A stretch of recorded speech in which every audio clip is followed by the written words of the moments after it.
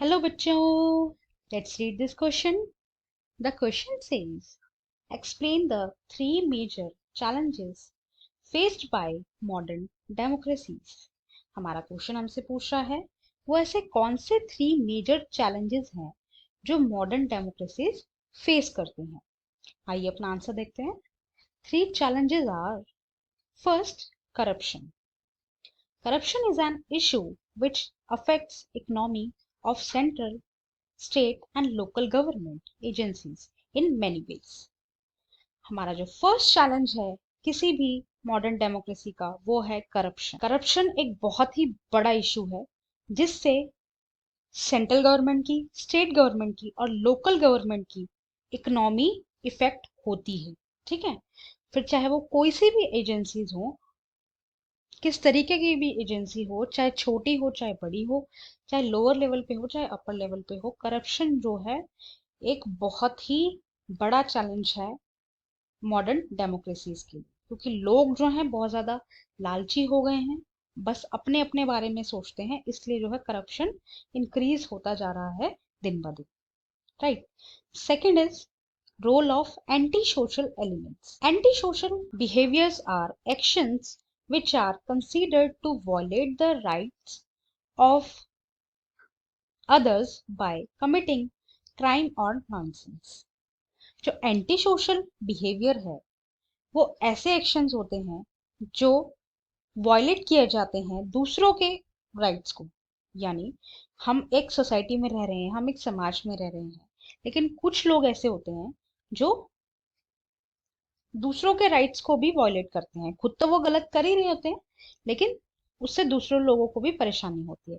जैसे कि क्राइम करना, कुछ नॉनसेंस हरकत करना. ठीक है, उससे जो है लोगों को परेशानी होती है. Such as stealing and physical attack और नॉन क्रिमिनल बिहेवियर्स. सोसाइटी में जो है काफी सारे क्राइम्स होते हैं, लाइक चोरी करना, फिजिकल अटैक करना. ठीक है, नॉन क्रिमिनल बिहेवियर्स भी होते हैं जैसे लाइंग एंड मैनिपुलेशन. अब आप कुछ लोग हैं जो भाई क्रिमिनल बिहेवियर नहीं कर रहे हैं, यानी ना तो वो कुछ चोरी कर रहे हैं ना ही किसी को हार्म कर रहे हैं, लेकिन वो क्या कर रहे हैं भाई, झूठ बोल रहे हैं, मैनिपुलेट कर रहे हैं, दबा रहे हैं अपने से नीचे के लोगों को. तो ये जो सारी सिचुएशंस है, ये जो एक प्रॉब्लम है कि जो role of anti social elements, ये काफी ज्यादा इंक्रीज होता जा रहा है दिन ब दिन, और ये एक काफी बड़ा चैलेंज है किसी भी मॉडर्न डेमोक्रेसी के लिए. And third is casteism. Once caste can control access to political power, land, police और जुडिशियल असिस्टेंस. कास्टिज्म जो है एक बहुत बड़ा चैलेंज है डेमोक्रेसीज के लिए. क्यों? क्योंकि काफी बार देखा जाता है कि कोई एक पर्टिकुलर कास्ट ही पॉलिटिकल पावर को कंट्रोल कर रही है, उस लैंड को कंट्रोल कर रही है, पुलिस को कंट्रोल कर रही है एंड जुडिशियल असिस्टेंट को भी वो कंट्रोल कर रही है.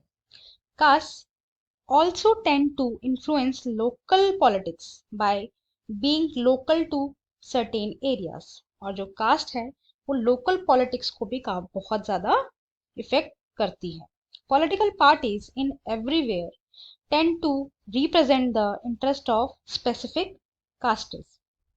और जो पॉलिटिकल पार्टीज हैं वो भी हर जगह जा जाके जो है ये स्पेसिफाई करती हैं कि हम जो है पर्टिकुलर कास्ट को रिप्रेजेंट कर रहे हैं या प्रमोट कर रहे हैं. ऐसा वो डायरेक्ट नहीं बोलती हैं, लेकिन उनकी जो आइडियोलॉजीज होती हैं, उनका जो बेस होता है वो किसी ना किसी पर्टिकुलर कास्ट रिलीजन के ऊपर बना होता है. राइट.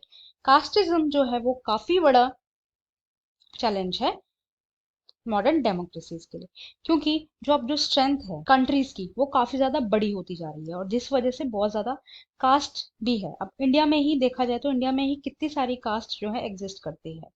तो जो कास्ट जो है काफी ज्यादा मैनिपुलेट करती हैं डेमोक्रेसी को एंड पूरे पॉलिटिकल सिस्टम को.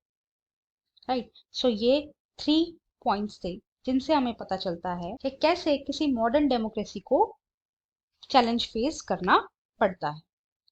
I hope you understood. Thank you and best of